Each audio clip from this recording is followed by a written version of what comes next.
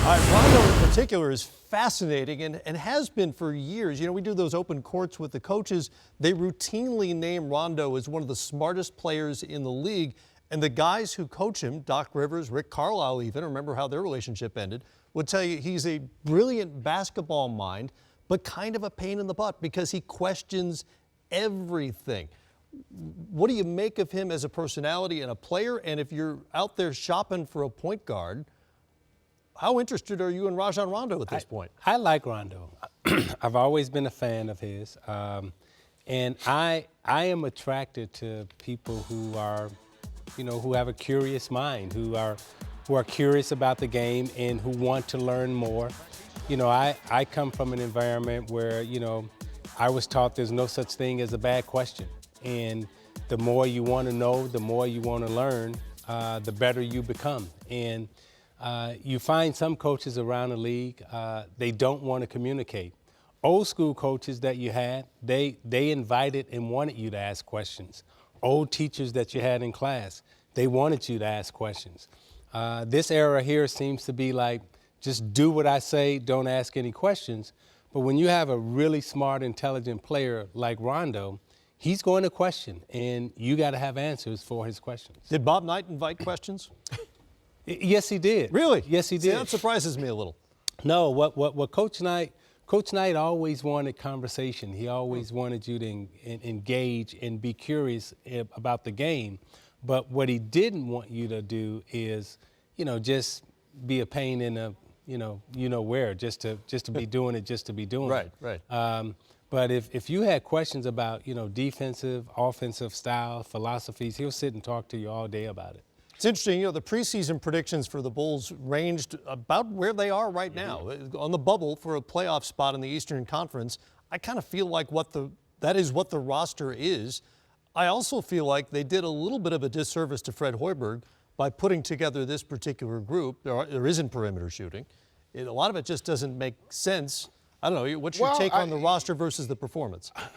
Well, I think the real concern is the fact that the young players who are the shooters haven't found a way to make it work. Right. You know, because, you know, Doug McDermott and Mirotic, those guys are the perimeter shooters, and that should give you the floor spacing. But the fact that they haven't been consistent enough in other areas to warrant the minutes is a real concern. Mm-hmm. And so, listen, Dwayne Wade's had a pretty solid year. Mm-hmm. Jimmy Butler's playing terrifically well.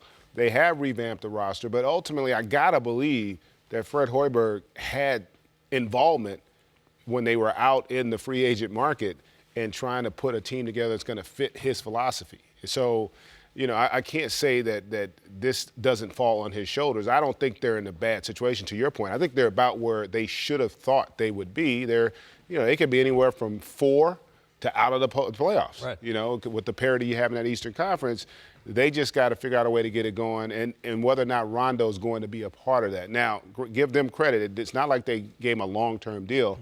They wanted to see if it could work. And one thing about Rondo that I've experienced in watching him over his career, he's prospered and thrived when he's had certainty, consistency, and a great culture, you know, of stability in Boston. In the other areas, and this is a similar one because they really haven't shown that. They just had a roster revamp from a year ago.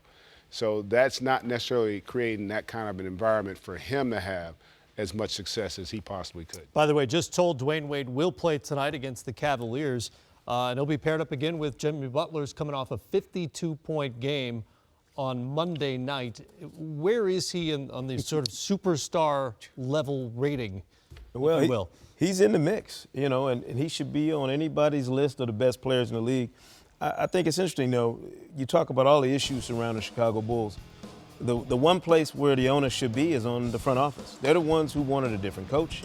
They're the ones who wanted to change the roster and got rid of some of those players. So if there's anything that's going wrong under Fred Hoiberg or with this particular team, I think it falls on the front office, and it's their responsibility to answer for it. I think Rajon Rondo, to Isaiah's point, is proving exactly what anybody that's watched his career knows about him. You can't give him a shaky set of guidelines that you want to play by as a team and expect him not to question it.